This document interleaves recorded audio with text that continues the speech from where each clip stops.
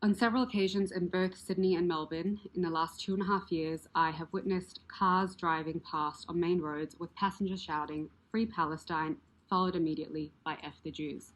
This is not political expression, but explicit, targeted hatred and designed to intimidate. My child was scheduled to undergo surgery shortly after the widely publicized incident involving nurses at Bankstown Hospital.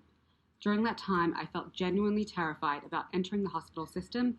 I was frightened about who would be responsible for her care, whether any staff involved might hold hostile views towards Jewish people, and whether that hostility would affect the standard of care she received or placed at her risk of negligent harm.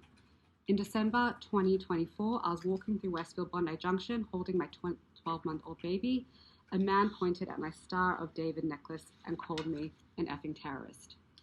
I felt shocked, exposed, and unsafe. There were many people around me, but no one intervened. Because I was holding my baby, my first instinct was to avoid any confrontation and get away safely. It left me feeling deeply vulnerable, as though even in a busy public place, I could be targeted for being visibly Jewish and still be completely alone. I might just pause you there and ask, you've said in your statement that all of those incidents have fundamentally changed how you move through the world. Could you just explain that for us a little bit more and how that impacts you and your family on a day-to-day basis? Of course. As a mother, I'm constantly weighing up the risk of exposing to my children environments where they may be witness or subject to antisemitism. This includes going on public transport, attending festivals, events, museum exhibitions within the city, and unfortunately, this is not based on just fear alone, but on real life, multiple incidences and occurrences that have occurred to very close friends of ours.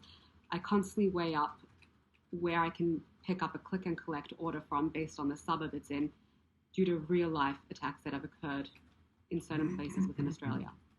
I can only imagine what that is like as a parent, on top of all the other responsibilities and stresses that parenthood brings, having to make that kind of day-to-day assessment. What sort of impact does that have on you emotionally and mentally?